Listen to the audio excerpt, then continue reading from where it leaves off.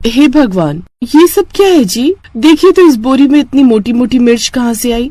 अरे ये क्या, इतनी मोटी मिर्च ये भला कहाँ से आई? मैंने तो प्याज की बोरी समझकर खरीदा था। एक तो वैसे ही अपना सब्जियों का काम कुछ दिनों से मंदा चल रहा है, ऊपर से मोटी मिर्च और आ गई बोरा भरकर। लेकिन इतनी बड़ी और मोटी मिर्च तो अपने शहर में आती ही नहीं, फिर ये कहाँ से आ गई? मैं अभी मंडी में इसे वापस करके आता हूँ। जरूर लाला ने गलती से दूसरी बोरी दे दी है। सुरेश वो बड़ी मोटी मिर्च का बोरा लेकर वापस मंडी जाता है, जहाँ व्यापारी उससे वो मिर्च वापस लेने से इनकार कर देता है। अरे नहीं, ये बोरा यहाँ से नहीं गया, तुम ही कहीं से बदल कर लाए होगे। उस व्यापारी ने वो मोटी मिर्च का बोरा लेने से इनकार कर दिया। अब उसकी समझ में कुछ नहीं आ रहा था कि वो क्या करे। वो बोरी लेकर वापस घर लौट आया। सुगंधा वो तो बड़ा मक्कार निकला, उसने तो प्याज के बदले ये मिर्च की बोरी ही थमा दी और अब लेने से भी इनकार कर रहा है। मुझे तो कुछ समझ में नहीं आ रहा कि अब क्या करूं।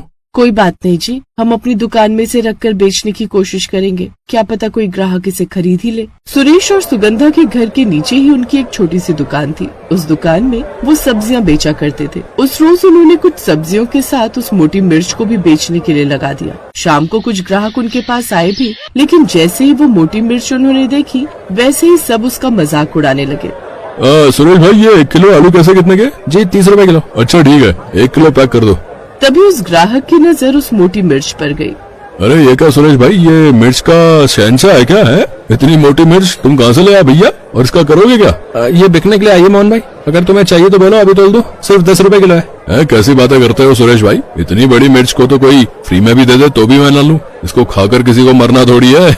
ऐसे ही और भी ग्राहक उनके पास आए। सुगंधा बहन, ये इतनी बड़ी मिर्च कौन से पेड़ पर उगती है? इसे तो देखकर ही मुंह में जलन होने लगी। आज से पहले शहर में ऐसी मिर्च कभी नहीं देखी, ये तुम कहाँ से ले आई? नहीं, ये कोई ऐसी वैसी मिर्च नहीं है, बड़ी खास है। बस यूँ समझ लीजिए कुछ अलग बेचना था, इसलिए गुड्डी के पापा मंडी से इसे भी खरीद लाए। बोलो बहन, तोल दूं 1 किलो, इसका अचार बना लेना। अरे नहीं, इतनी मोटी मिर्च का अचार बनाऊंगी ना तो सुबह सुबह सब बाथरूम में बैठे हुए मिलेंगे, और वो भी मुझे 10 बातें सुनाते हुए। ये कहकर वो औरत भी वहाँ से चली जाती है। क्या करे सुगंधा, ये मोटी मिर्च तो कोई खरीदने को तैयार ही नहीं हो रहा। ऐसे तो ये सारी मिर्च सड़ जाएगी और सब पैसे बर्बाद हो जाएंगे।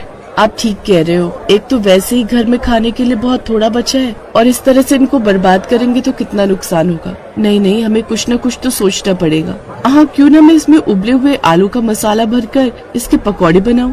यही सोचकर सुगंधा ने बड़ी बड़ी मोटी मिर्चें उठाई और उन्हें अच्छी तरह से पानी में धो दिया। वो ना तो ज्यादा तीखी थी और ना ही फीकी। इसके बाद सुगंधा ने उन्हें बीच से काट कर रख लिया। फिर कई सारे आलू उबाले और उन्हें मीन कर उसके अंदर अजवाइन, हल्दी, नमक, मिर्च आदि मसाले डाल दिए। फिर बेसन में डुबोकर करारे करारे तल दिए। उसकी खुशबू से अब पूरा घर महक उठा। सच में बहू, आज तो अपना घर क्या पूरा मोहल्ला इस खुशबू से महक गया। मैं अभी मंदिर से आ रही थी, जहाँ आस पड़ोस की औरतें अपने घर के बाहर खड़े होकर इस महक को सूंघे जा रही हैं और अच्छी महक आने की बातें कर रही हैं। आप हाथ धोकर आ जाइए, मैं अभी परोसती हूँ। कुछ देर बाद सुगंधा उन्हें मोटी मिर्च के पकौड़े परोसती है। अरे बहू, ये क्या, ये तो मिर्च के पकौड़े। नहीं माँ जी, ये बस दिखने में मोटी मिर्च है, लेकिन ये इतनी तीखी नहीं है, आप खाकर देखिए। सुगंधा के कहने पर जैसे उन पकौड़ों को मुंह में डालते हैं, उनकी खुशी का ठिकाना नहीं रहता। तभी सुरेश भी उस महक को सूंघते हुए दुकान से ऊपर घर पर आ गया। अरे सुगंधा, ये कैसी स्वादिष्ट महक आ रही है, आज ऐसा क्या खास बना दिया तुमने? बेटा, बहू ने उस मोटी मिर्च के पकौड़े बनाए हैं, तू खाएगा ना तो उंगलियां भी खा जाएगा अपनी, इतनी अच्छे बने हैं। सुगंधा ने जैसे ही सुरेश को वो पकौड़े परोसे तो सुरेश भी हैरान रह गया। ये तो ऐसा लग रहा है जैसे इससे अच्छी चीज मैंने आज तक नहीं खाई। ये तो कितने स्वादिष्ट बने। अगर सुगंधा, हम सब्जियों की जगह दुकान में सिर्फ ये मिर्च के पकौड़े बेचे ना, तो देखना हमारी कमाई कितनी अच्छी होगी। क्या अभी, अब आप लोग बेकारी मेरी तारीफ करना बंद कीजिए। वो लोग ये बात कर ही रहे थे कि तभी पड़ोस से और भी लोग उनके यहाँ आने लगे।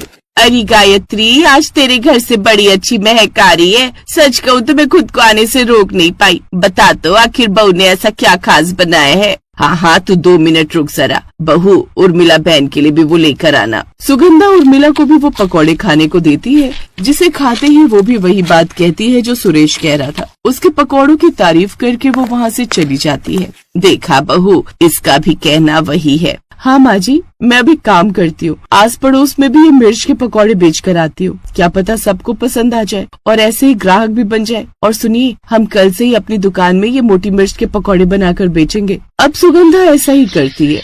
फिर अगले ही दिन से वो अपनी दुकान में बनाकर उन्हें बेचने लगती है। आसपास के लोग उस महक से वहाँ खींचे चले आते हैं। सुगंधा बहन, कल जो तुमने ये पकौड़े चखाए थे वो तो हम सबको इतने पसंद आए कि जी चाह रहा था उसी वक्त तुम्हारे घर आकर और मांग लूं। लेकिन ये तुमने अच्छा किया जो दुकान में से बेचने लगी। अब जब हमारा दिल करेगा हम इसे खरीदने आ सकते हैं। हाँ हाँ बिल्कुल बहन, ये तुम्हारी दुकान है। कितने की है एक प्लेट सुगंधा? काकी 40 रुपए। तो फिर तो तू 2 प्लेट मेरे लिए पैक कर दे। इसी तरह और भी ग्राहक उनके पास आने लगे और अब उनकी अच्छी कमाई होने लगी। अब उन्होंने सब्जियों का काम बंद करके पकौड़ों का ही काम शुरू कर दिया, जिससे उन्हें अच्छी खासी कमाई होने लगी। और अब दूर दूर के गांव से भी लोग उनके यहाँ पकौड़े लेने आने लगे। सुगंधा, सही कहा है किसी ने, भगवान जो भी करता है हमारे अच्छे के लिए करता है। जिसे मैंने नुकसान समझा वो दरअसल भगवान की योजना थी, ताकि हमें उससे कहीं ज्यादा फायदा मिले।